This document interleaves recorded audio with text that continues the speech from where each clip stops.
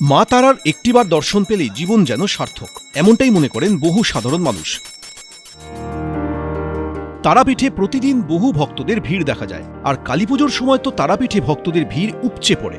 এছাড়া সারা বছরই সপ্তাহের 2 দিন মঙ্গল ও শনিতে তারাপীঠের ভিড় তুলনামূলক বেশি হয়। দীর্ঘ সময় লাইনে দাঁড়িয়ে অনেকে মায়ের পুজো দেন। তারাপীঠে গেলে বেশ কিছু নিয়ম মানতে হতো এতদিন, এবার তাতেই বদল আসতে চলেছে। রাজ্যে পালাবদলের পর নানা জায়গায় পরিবর্তন লক্ষ্য করা গিয়েছে।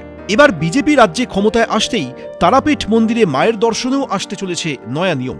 আসলে বিজেপি জমানায় এবার তারাপীঠ মন্দিরের 15 বছরের পুরনো কমিটি ভেঙে ফেলা হয়েছে, তার বদলে তৈরি হয়েছে নতুন কমিটি। যে কমিটির সভাপতি বিধানসভা নির্বাচনে হাসনের বিজেপি প্রার্থী নিখিল বন্দ্যোপাধ্যায়, আর মন্দির কমিটির নতুন সম্পাদক হলেন মন্দিরের মুখ্য সেবায়েত পুলক চট্টোপাধ্যায়। নতুন কমিটি মানেই নতুন নিয়ম আসার একটা সম্ভাবনা, আর সেই সম্ভাবনার কথা শোনালেন তারাপীঠ মন্দির কমিটির নতুন আহ্বায়ক থেকে শুরু করে মন্দির কমিটির নতুন সম্পাদক।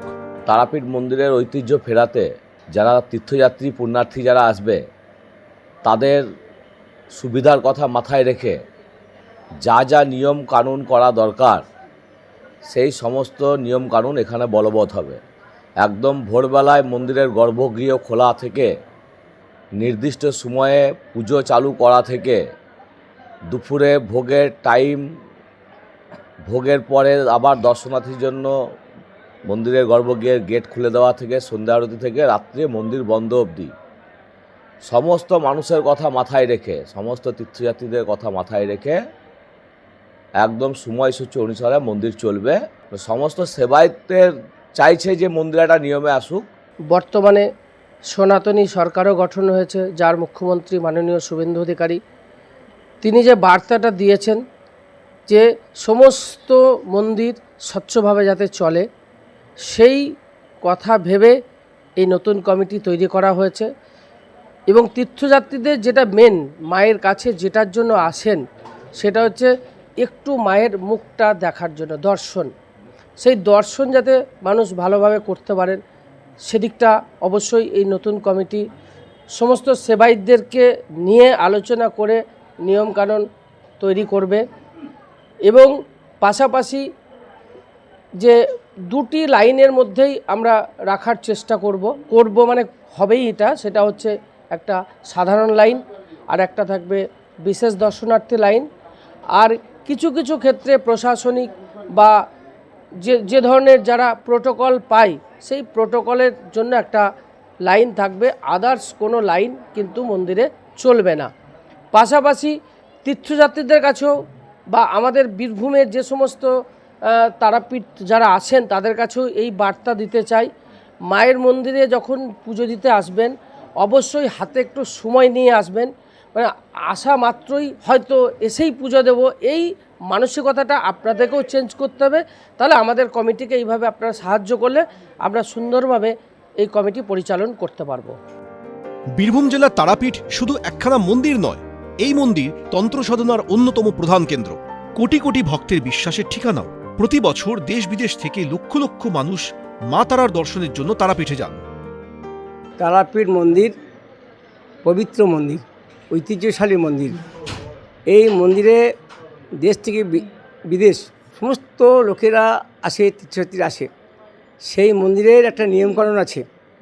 এই মন্দিরের আমাদের স্বর্গীয় যারা সেবায় ছিলেন, যেমন শিবপ্রসাদ মুখোপাধ্যায়, উনি একটা কমিটি করেছিলেন।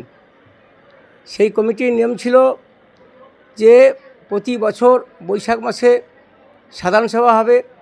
সেই সাধারণ সভায় নতুন করে সর্বসম্মতিক্রমে প্রেসিডেন্ট, সেক্রেটারি, ট্রেজারার এবং সম্পূর্ণ কমিটি ঠিক হবে। কিন্তু দেখা গেল বিগত 15 বছর ধরে সেই কমিটিকে অগ্রাহ্য করে বুড়ো আঙুল দেখিয়ে এক শ্রেণীর আমাদের সেবায়িত তারা দখল করে রাখলো। তা টোটালি অবৈধভাবে দখল করেছিল, সেটা টোটালি অন্যায়ভাবে দখল করেছিল, সেটা টোটালি প্রশাসনের ক্ষমতা বলে দখল করেছিল। তাই যখন সরকার পরিবর্তন হলো, আমরা এই মন্দিরে যারা প্রবীণ সেবায়িত এবং আদি সেবায়িত তাদের সাধারণ সভায় ডাক দিলাম, দিয়ে বললাম যে আপনারা এবারে যে পুরনো নিয়ম যে প্রতি বছর কমিটি হবে, সেই কমিটি আবার পুনর্নবীকরণ হবে 1 বছরের জন্য, খুব বেশি হলে 3 বছরের জন্য। কিন্তু সেই নিয়ম আবার আমরা চালু করতে চাই। তাই আপনারা সেই নিয়মে আমাদেরকে সহায়তা করুন এবং আপনারা ঠিক করুন যে মন্দিরের সেবাদের মধ্যে কে মন্দিরের প্রেসিডেন্ট হবে, কে সেক্রেটারি হবে, কে ট্রেজারার হবে এবং কমিটিতে কারা কারা আসবে। এটা আপনারা যেভাবে পূর্বতন কমিটি ঠিক হতো সেই পদ্ধতি ঠিক করুন। ধর্মীয় বিশ্বাস, তন্ত্র সাধনা, ইতিহাস ও লোককথার মেলবন্ধনে তারাপীঠ ভারতের অন্যতম প্রসিদ্ধ শক্তিক্ষেত্র হিসেবে পরিচিত। ABP live Bangla. এবিপি আনন্দ, এগিয়ে থাকে, এগিয়ে রাখে।